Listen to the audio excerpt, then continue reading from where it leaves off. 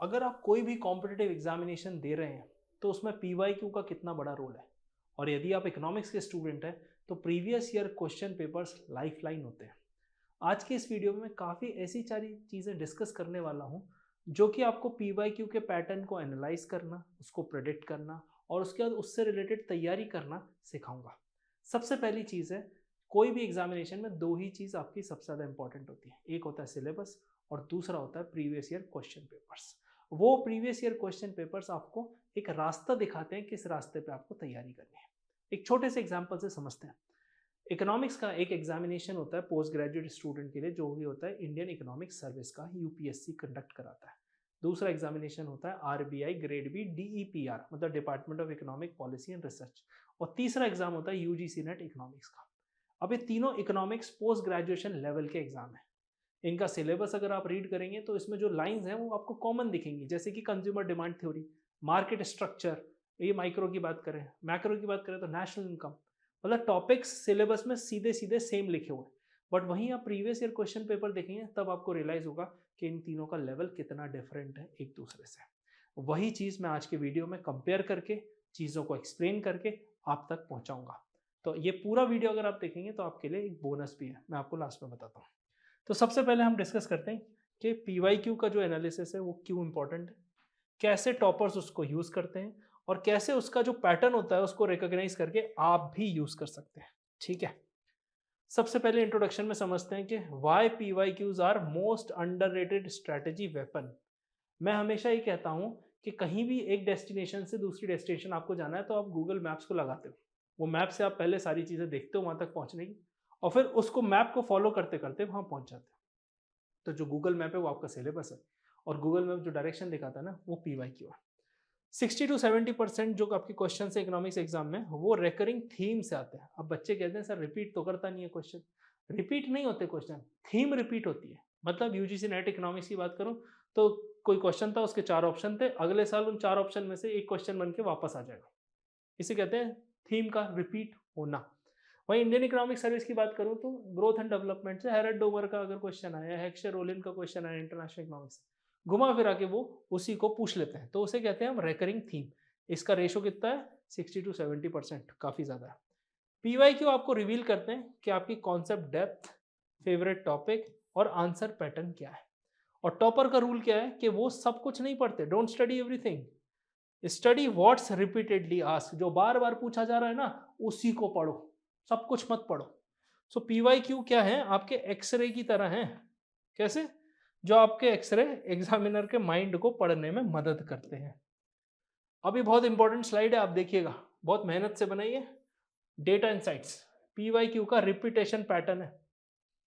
Exam आप देख सकते हैं, इंडियन इकोनॉमिक सर्विस का एग्जाम है, इकोनॉमिक्स ऑप्शन का एग्जाम है, यूजीसी नेट का एग्जाम है, डीपीआर का एग्जाम है, एमए एंट्रेंस का एग्जाम है।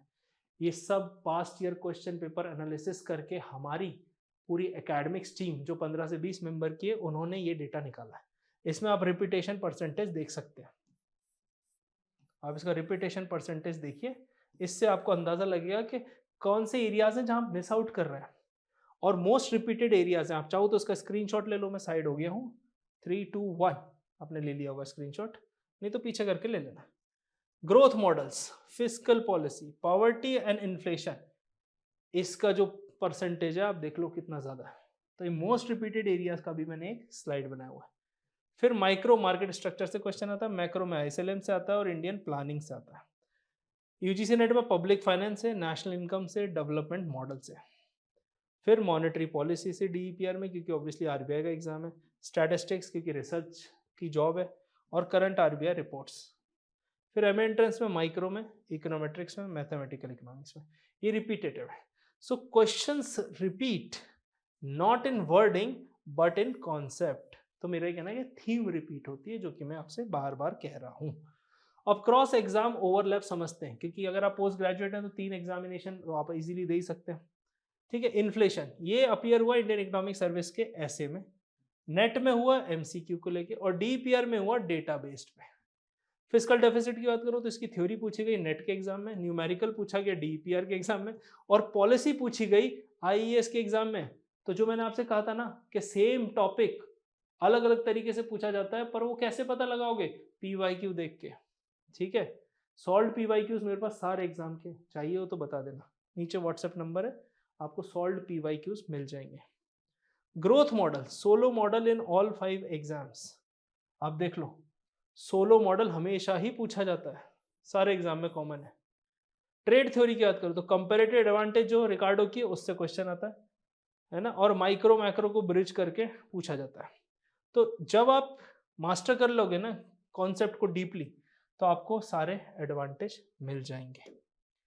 अब पैटर्न रिकॉग्निशन की बात करते हैं। पैटर्न रिकॉग्निशन, तो जब हमारे कोर्स में कोई भी बच्चा एडमिशन लेता है ना, उसको PYQs मिलते हैं। वो PYQs में आंसर कैसे लिखना है, इंट्रोडक्शन कैसे, बॉडी है, सारी चीज़ें बताते हैं। उसी से मैंने ये डेटा लिया है, ठीक है। आप चाहे तो क्रॉस चेक कर सकते हैं। फिस्कल पॉलिसी थीम एग्जाम्पल लेते हैं, ठीक है, 2014 से 2024 तक। 2014 के IAS के पेपर में आया role of fiscal policy in growth. 2018 में ऑप्शनल पूछा गया पब्लिक डेट सस्टेनेबिलिटी।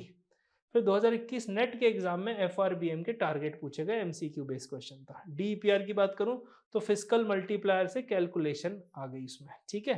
फिर 2023 के IAS में फिर से फिस्कल डेफिसिट और क्राउडिंग आउट इफेक्ट पे क्वेश्चन बनाया गया था।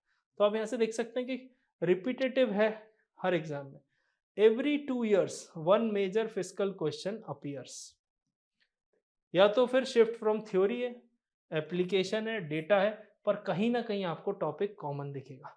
तो पैटर्न कभी झूठ नहीं बोलते, वो इवॉल्व करते हैं। पैटर्न कभी भी इग्नोर नहीं करना है, यहीं पर प्रॉब्लम होती है। अब how to build a PYQ notebook, कैसे बनाना है PYQ की नोटबुक, इसका मैं 2 घंटे का सेशन लेता हूं अपने स्टूडेंट्स के लिए, पर यहाँ पर एक पूरी स्लाइड में हम उसको अच्छे से समझते हैं, ठीक है। Systematic note making method. Systematic, क्यों सिस्टमैटिक? बच्चे पूछते हैं सर ये तो रैंडम भी हो सकता है, कुछ A4 साइज पे बनाते हैं, कुछ नोटबुक में बनाते हैं, कहीं भी। सिस्टमैटिक क्यों? क्योंकि क्यों हम नोट्स बना रहे हैं, जिससे कि हम इजी रिवीजन कर सकें, इजी और फास्ट।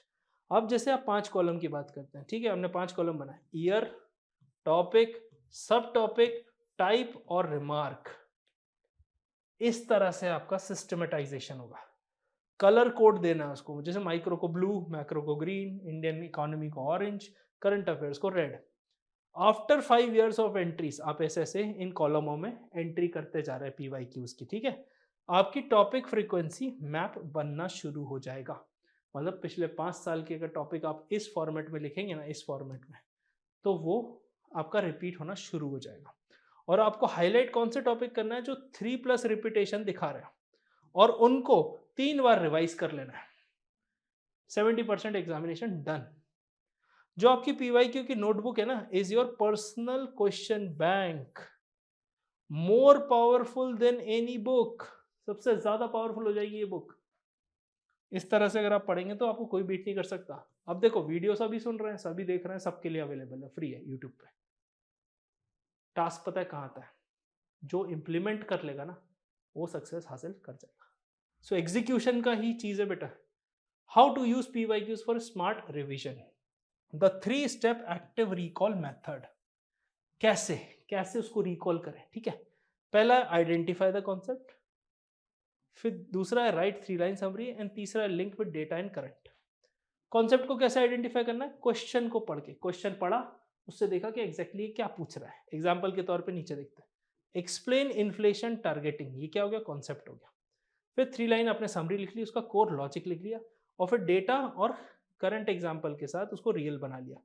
तो ये डेटा आ गया RBI 4% ±2%, और करंट एग्जाम्पल कहाँ से आ गया, 2024 MPC मिनट्स कोट कर दिया आपने।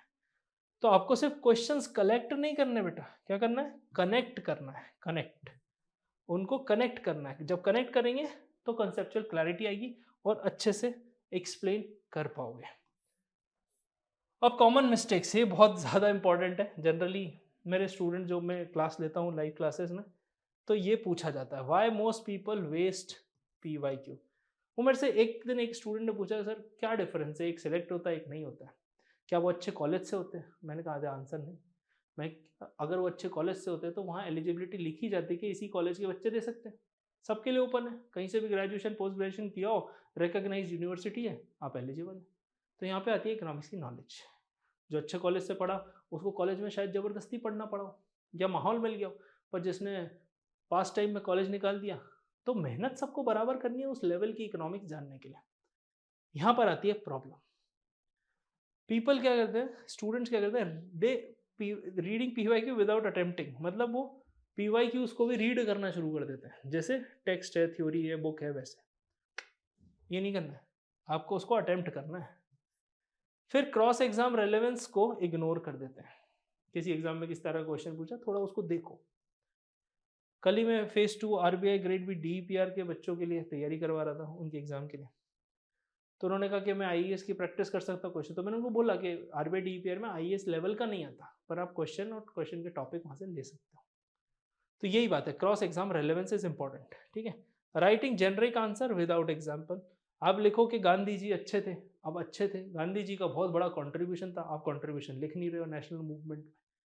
तो जब आप नेशनल मूवमेंट में कॉन्ट्रीब्यूशन नहीं लिखोगे तो वो वेग हो जाएगा, इसलिए एग्जाम्पल्स जरूरी हैं भाई, क्विट इंडिया मूवमेंट और etcetera. Not analysing pattern before mock test, तो मॉक टेस्ट देने से पहले पैटर्न एनालाइज करना जरूरी है। जिससे कि आप, कई बच्चे ये भी बोलते हैं कि सर ये टेस्ट सीरीज इकोनॉमिक्स पे महंगी है, ये दूसरी जगह सस्ती है। अब क्यों सस्ती है, कुछ भी क्वेश्चन दे दिया, ना टीचर को पता ना बच्चे को पता, बच्चा भी सोच रहा है टेस्ट सीरीज सस्ते में मिल गई, पर उसको कॉस्ट बियर करनी पड़ती है एग्जाम में सिलेक्शन ना होके। मैं सिंपल से आपको बताता हूँ, जब आप ये पूरा पीवाईक्यू पैटर्न का मैप बना लोगे ना, तो आपको रियलाइज हो जाएगा कौन सी टेस्ट सीरीज में सही क्वेश्चन है जो एग्जाम में आने वाले हैं, कौन सी में नहीं। क्योंकि जब कुछ पता ही नहीं है तो हम कैसे जज करेंगे। ठीक है, so reading PYQ is information but solving them is transformation. इसको आप जरूर याद कर लेना। ठीक है, अब टेक अवे एंड मोटिवेशन देखते हैं। अब इन पीवाईक्यू का पूरा मैंने एक डिटेल पीडीएफ बना रखा है, वो बोनस है। अगर आप इकोहॉलिक्स के इंस्टाग्राम अकाउंट पे जाओगे और वहां पर डीएम करोगे पीवाईक्यू मैपिंग, तो मैं आपको एक पीडीएफ दूंगा। वो पीडीएफ पढ़ के आप पीवाईक्यू की एक एक डिटेल देख सकते हैं। जैसे स्लाइड में मैंने आपको काफ़ी सारी चीज़ें बताई हैं, पर इससे भी ज़्यादा डिटेल्ड उसमें दिया गया है। तो इंस्टाग्राम पे जाना है, डीएम करना है, पीवाईक्यू मैपिंग, आपको ये पीडीएफ मिल जाएगा। दैट्स योर बोनस, क्योंकि आपने यहाँ तक पेशेंस रखा, वीडियो देखा और चीज़ों को समझा। सिर्फ सीरियस बच्चों के लिए, अननेसेसरी के डीएम कौन रिप्लाई करता रहेगा।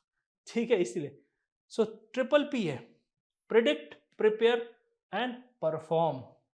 70% repetition is predictable exam. 1 PYQ solve is 3 concept revised. बच्चों से कहता हूं मैं कि आप आंसर लिखो। Solving questions is the practice, is studying. Interlink exam, efficient preparation, consistency over curiosity. So study what's asked, don't get emotional. Emotional मत बनो कि सर ये आर्टिकल बहुत अच्छा था, सोचा पढ़ लूँ, एग्जाम में आएगा तो पढ़ो, नहीं तो जाने दो। Don't get emotional. कोई बुक अच्छी है, कोई किसी ने बोला, कोई किसी ने बोला, नहीं, जो एग्जामिनेशन से सबसे ज़्यादा मैच हो रही है वही बुक पढ़नी। एक बार बुक देख ली सही है कि नहीं। तो जैसे बच्चों को हम स्टडी मटेरियल देते हैं, और स्टडी मटेरियल का समरी होती है सारी बुक्स की। अगर आप सारी बुक्स इंडियन इकोनॉमिक सर्विस की टोटल करोगे तो लगभग 12,000 पेजेस हो जाएंगे। वहीं जो हम देते हैं वो लगभग 1000 से 1500 1200 के आसपास पेजेस होते हैं। अब वो मटेरियल आपको डायरेक्शन देता है, वो आपका पूरा स्टडी मटेरियल रिप्लेस नहीं कर देता, पर कोई टॉपिक में आपको इन डेप्थ चाहिए, आप बुक में जाते हो। मतलब उसी चीज में इन डेप्थ जाना है तो जाना है बुक तक, नहीं तो फालतू हमको रिसर्चर नहीं बनना है, हमको एग्जाम निकालना है। ठीक है, so when you master PYQs you stop chasing the syllabus, you start predicting it. बहुत बड़ा सेंटेंस लिखा है, इसको ध्यान से आप सुनिएगा। When you master PYQs, you stop chasing the syllabus and you start predicting it. तो ठीक है, आई होप आपको ये चीज़ समझ में आई होगी। कोई से भी एग्जामिनेशन की वर्कशॉप आपको 3 आवर्स की अटेंड करनी है, लिंक डिस्क्रिप्शन में दिया हुआ है, फ्री रजिस्ट्रेशन है। देखो आपके हिसाब का कौन सा एग्जाम है, कौन सा एग्जामिनेशन के लिए आप तैयार है, कितना आप तैयार हैं, उसके लिए एक सेल्फ डायग्नोसिस फॉर्म भी है लगभग 40 से 50 क्वेश्चन का, जिसकी रिपोर्ट आपको बताएगी कि सारी चीज़ें आपके लिए कितनी इंटैक्ट है। तो आई होप आपको वीडियो पसंद आएगी। मिलते हैं नेक्स्ट वीडियो में, and don't forget to subscribe, क्योंकि ऐसे ही रोज वीडियो आपके लिए मैं लाता रहूँगा। Thank you and have a nice day.